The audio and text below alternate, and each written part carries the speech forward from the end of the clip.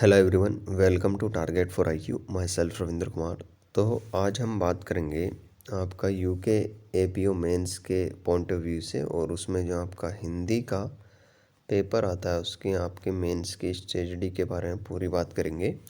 तो previous paper है आपका 2009 का पेपर है। देखते हैं किस टाइप से आपके क्वेश्चन पुट अप किए गए हैं, क्या क्या रणनीति रहेगी एग्ज़ाम क्रैक करने की, वो भी बात करेंगे। और ज़्यादा जानकारी के लिए आप हिंदी मेंस के बैच के लिए 7500110314 नंबर पर व्हाट्सअप मैसेज या कॉल कर सकते हैं। चलिए देख लेते हैं। तो आपकी ड्यूरेशन जो इसमें रहेगी टाइम की, वो 3 आवर्स 3 घंटे रहेगी। पूर्णांक 100 का है और सभी प्रश्न अनिवार्य हैं। यहाँ पर पहला जो टॉपिक है आपका, किसी एक विषय पर निबंध लिखना आपको 300 शब्दों में, ठीक है। 300 वर्ड्स में एक निबंध लिखना है। निबंध बहुत अच्छे तरीके से हम करेंगे, और एक निबंध हम कोशिश करेंगे पूरा कॉमन, मतलब एक निबंध हो कि पॉसिबिलिटी बहुत रहे, ठीक है। 3 या 4 ही करेंगे, और एग्ज़ाम टाइम पर हम 2 निबंध ही देखेंगे बस, ठीक है। तो ये तो इसमें निबंध आए थे प्रीवियस में। भारत की अनेकता में एकता, भारत का क्रीड़ा जगत, और विधि के क्षेत्र में कंप्यूटर का योगदान, ठीक है। और अब जैसे महिला सशक्तिकरण चल रहा है या साइबर क्राइम चल रहा है, तो ये काफ़ी इम्पोर्टेंट आते हैं इस समय के पॉइंट ऑफ व्यू से।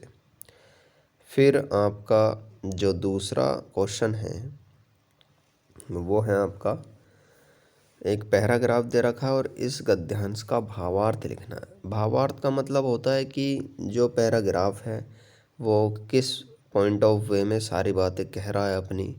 तो हमें इसमें से देखकर वर्डिंग्स नहीं लिखना, हमें इसमें से जो ये कहना चाह रहा है वो अपने वर्डिंग्स में लिखना है, ठीक में शॉर्ट में लिखना है, ठीक है। फिर है आपका रेखांकित वाक्य बंदों का आशय अपनी भाषा में स्पष्ट करें।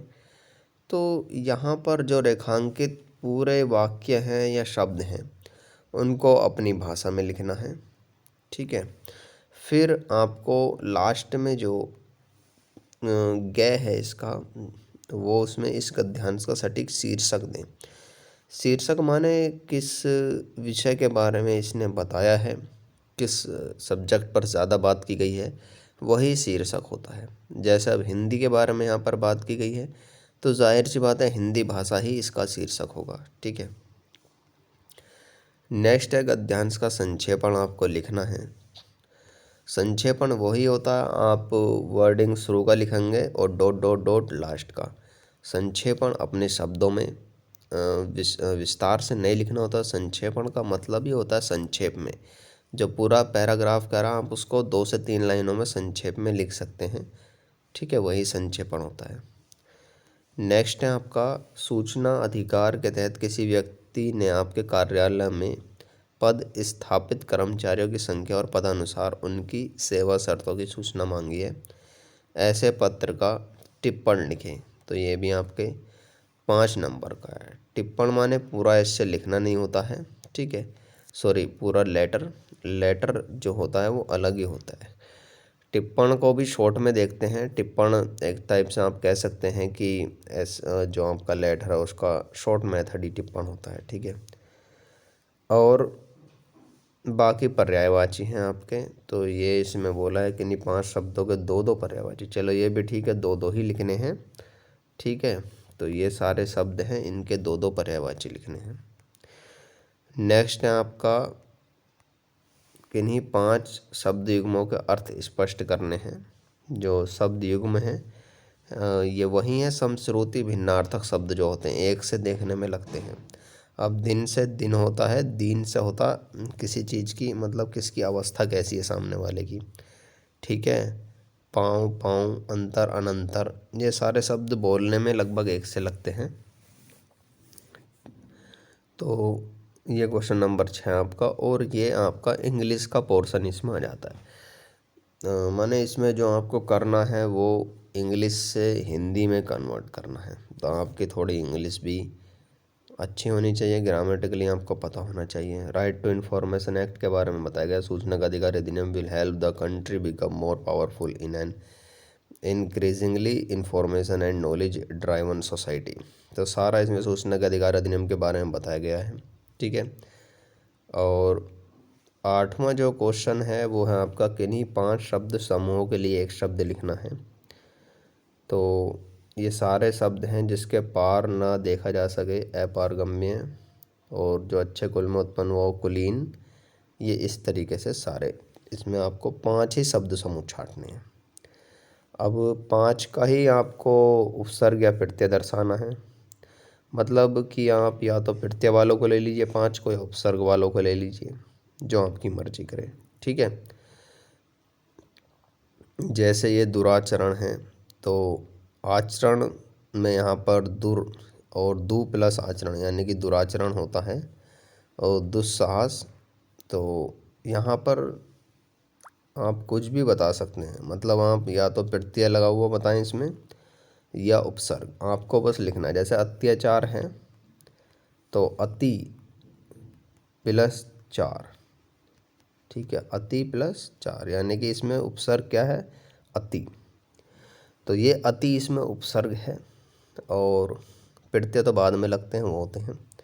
अब ये जो क्वेश्चन नंबर 10 है, ये भी आपका इंग्लिश से ही रिलेटेड है। किन्हीं 5 पारिभाषिक शब्दावली का हिंदी रूपांतरण।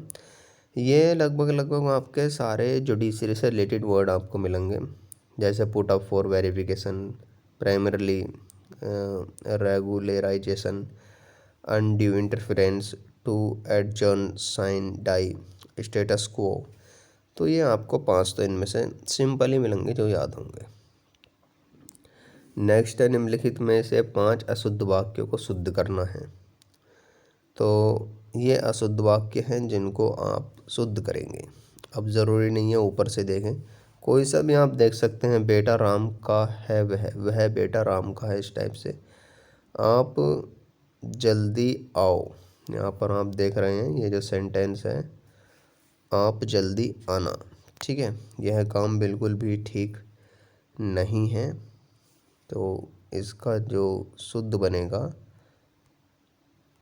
तो ये तो जनरली यह काम ठीक नहीं है, बस इतना ही होता है। अब उसमें भी बिल्कुल या थोड़ा इस टाइप से काम कुछ नहीं होता है। काम ठीक नहीं है तो ठीक नहीं है, अब उसमें बिल्कुल या थोड़ा इस टाइप से कुछ नहीं लगेगा। तो ये आपके अशुद्ध वाक्य को शुद्ध करना हो गया।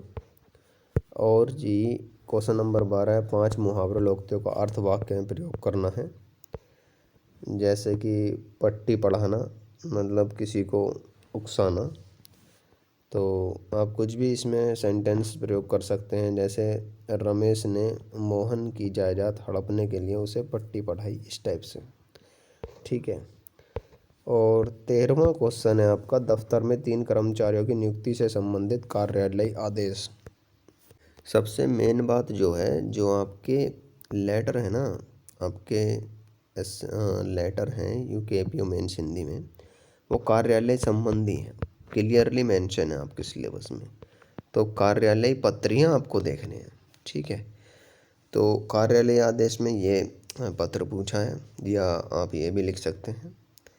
और कंप्यूटर की यहाँ पर 5 लाभ लिखने हैं, बेनिफिट कंप्यूटर कार्यालय प्रयोग में होने वाले जो भी बेनिफिट है।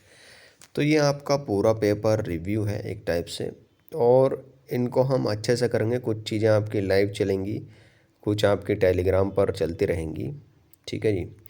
और पूरी कोशिश की जाएगी कि जो चीज़ें हैं वो आपको एक सिंपली वे में कराई जाएं। बाकी जो भी आपकी क्वेरी है वो ज़रूर आप कमेंट में करके बताएं। और ज़्यादा जानकारी के लिए जो नंबर है हमारा 7500 11 0 314 पर आप क्वेरी कर सकते हैं। Thank you.